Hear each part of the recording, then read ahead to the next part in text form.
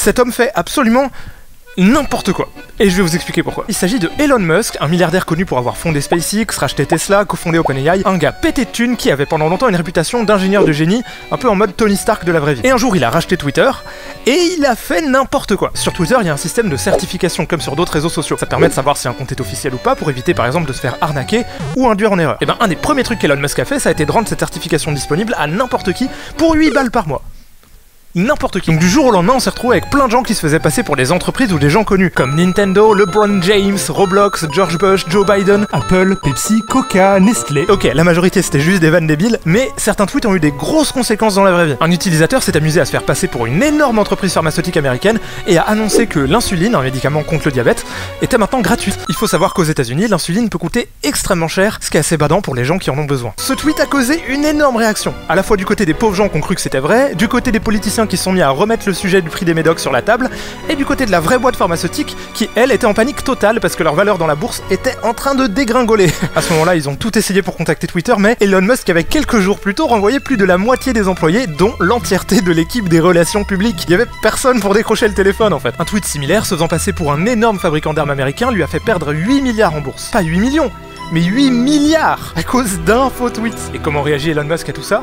Et ben il dit « Eh les tweets ils sont trop épiques MDR !» Suite à ça, beaucoup de marques trouvent ça pas super pro et décident d'arrêter de diffuser des pubs sur Twitter. Donc ça fait perdre à Twitter d'un seul coup des millions. De son côté, Elon Musk se félicite d'avoir fait des économies en supprimant ce qu'il appelle les microservices. Un truc qui selon lui ne servait à rien. C'est quoi les microservices ? Et ben entre autres, le système qui t'envoie un SMS quand t'essayes de te connecter pour vérifier que c'est bien toi.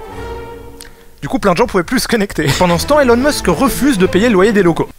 Du coup ils se mettent à recevoir des lettres et des poursuites judiciaires pour qu'ils payent le loyer quoi. D'ailleurs, Elon Musk il dit maintenant c'est plus Twitter, c'est X. On dit plus un tweet, on dit un X. C'est quand même fou parce que beaucoup de réseaux sociaux adoraient avoir des mots comme tweeter intégrés comme ça dans le langage de tous les jours. C'est méga puissant ça. Elon Musk il en a rien à foutre. Il vire l'ancien logo de Twitter du bâtiment, il installe le sien là. Et après il l'enlève. Parce qu'en fait il a pas le droit de mettre comme ça un gros logo lumineux sur le bâtiment. Il y a des lois contre ça. Et ça fait une pollution lumineuse de malade. Attendez, regardez ça, c'est quoi ce bordel ? Pendant ce temps, Elon Musk annonce qu'il va temporairement imposer une limite de tweets qu'on peut lire par jour.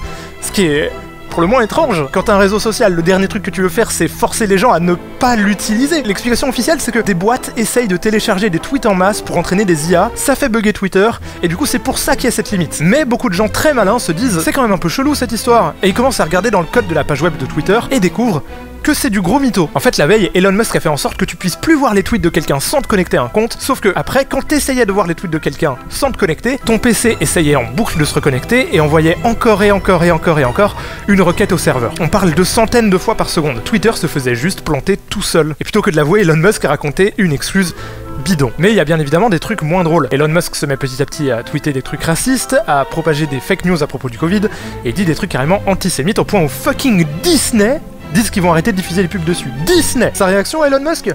Don't advertise. If somebody's gonna try to blackmail me with advertising, blackmail me with money, go f yourself. Pause, pardon, je rigole. J'ai truqué la séquence pour la rendre moins cringe. En réalité, le public, il a réagi comme ça. Go f yourself. Ouais, ça fait mal, hein. Je suis trop mal à l'aise en regardant cette vidéo. Genre, regardez les petits regards qu'il lance au public, comme s'il attend une approbation qui ne vient jamais. F-Y. It's gonna kill the company. Mais attendez, y a pire. And Jonathan, like, the only reason I'm here is because you were a friend. Like, what was my speaking fee? I'm Andrew, but, yeah, sorry, it's okay. En parlant de public, tiens, un mois après le rachat de Twitter, Elon Musk est l'invité surprise d'un humoriste. Mais au moment où il apparaît sur scène, il est hué par la foule. Ah bon, ça fait mal et ça aurait pu s'arrêter là. Mais non, parce que quand il a vu que les gens sur Twitter commençaient à en parler, il a pas pu se retenir et il s'est empressé de dire « Alors, techniquement, c'était 90% d'applaudissements et 10% de boue. » Mais le pire, c'est que les gens ont pu découvrir, grâce à un compte Twitter qui suit en temps réel le jet privé d'Elon Musk, qu'il a passé la nuit à tweeter des trucs pareils depuis son jet pendant le chemin du retour après le spectacle. Les gens ont trouvé ça un peu pathétique et quelques jours plus tard, le compte qui suivait le jet a été banni. Bon, après, il y a plein d'autres trucs, mais j'ai fait une sélection des anecdotes les plus marrantes à raconter. J'aimerais juste finir sur un truc qui est assez important quand on parle de milliardaires. Elon Musk a une fortune personnelle de 245 milliards de dollars. Le cerveau humain a du mal à se représenter des sommes pareilles. Si un immortel né en l'an 0 commençait à travailler dès sa naissance et gagnait 100 000 € par jour, il aurait qu'un tiers de la fortune d'Elon Musk aujourd'hui. Le fait que quelqu'un puisse à lui tout seul amasser une telle fortune, c'est pas normal. Être rémunéré pour le fruit de son travail, oui c'est logique, mais aucun travail ne peut justifier qu'une seule personne amasse plus de fric que le PIB du Qatar. Parce que quand une seule personne a autant d'argent, ça lui donne un pouvoir monumental. On parle d'un mec qui, sur un caprice, a décidé de racheter une des applis les plus importantes de ces dernières décennies.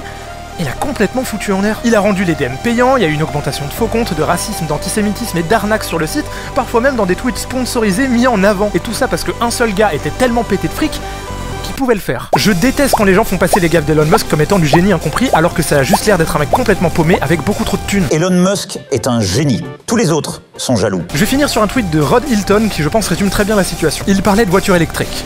J'y connais rien en voiture électrique donc, quand les gens disaient que c'était un génie, j'en doutais pas une seconde. Puis il parlait de fusée.